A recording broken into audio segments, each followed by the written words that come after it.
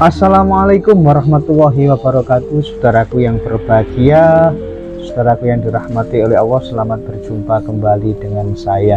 Untuk di video saya kali ini, saudaraku, saya akan kembali melanjutkan membaca sejarah ringkas Pangeran Diponegoro dan Perang Jawa.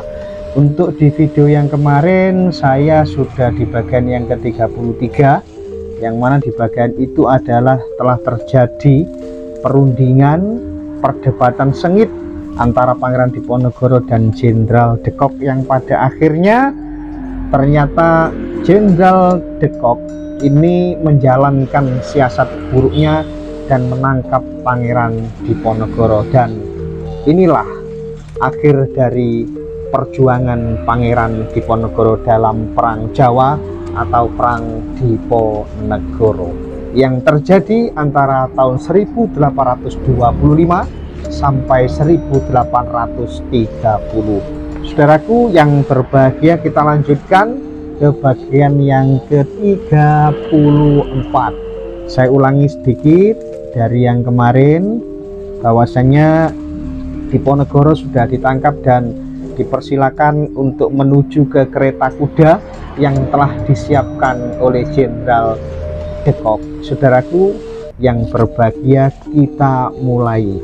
Bismillahirrohmanirrohim.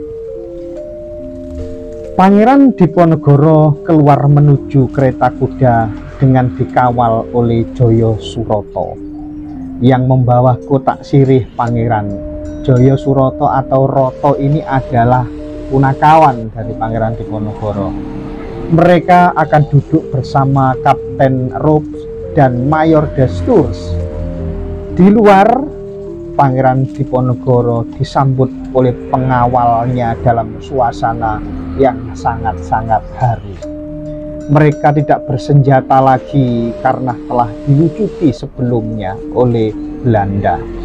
Dalam perjalanan dari Magelang ke Bedono, Bedono ini adalah perbatasan Karesidenan Semarang, dengan pengawalan kavaleri menuju Ungaran, Pangeran Diponegoro berkali-kali memecahkan kesenyapan dengan berkata, bagaimana bisa menjadi begini, bagaimana bisa. Jadi Diponegoro tidak menyangka kalau dalam perundingan itu ternyata memang sudah skenario Jenderal De Cock untuk menangkap Pangeran Diponegoro. Mereka tiba di Semarang pada malam hari tanggal 28 Maret dan kemudian singgah selama seminggu di Wisma Residen. Karena Gubernur Van den Bosch memutuskan untuk tidak menahan Pangeran Diponegoro di penjara kota. Pada 5 April 1830, mereka naik kapal dari Semarang menuju Batavia dan tiba pada 8 April tahun 1830. Di Batavia, Pangeran dan rombongan ditempatkan di Stadhuis, menempati 2 ruangan di lantai 2. Di sayap barat tempat kepala penjara.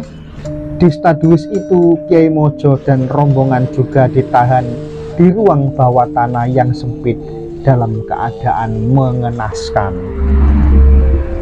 Di kamarnya, Pangeran Diponegoro ditemui oleh Andrianus Johannes Bik, pejabat kehakiman yang juga seorang juru gambar berbakat. Lukisan sketsa pangeran yang dibuat Bik disimpan di Museum Kerajaan di Amsterdam. Pangeran Diponegoro dalam babatnya menulis suasana hatinya ketika itu hanya pasrah dan ibarat emas yang hanyut oleh air, oleh arus sejarah. Ketika meninggalkan Wisma Residen, seperti yang ditulis dalam babatnya, Pangeran Diponegoro merenung dan menyerahkan nasib kepada Allah Subhanahu wa Ta'ala. Saudaraku yang berbahagia, inilah akhir dari perjuangan Pangeran Diponegoro, akhir dari perjuangan Perang Jawa.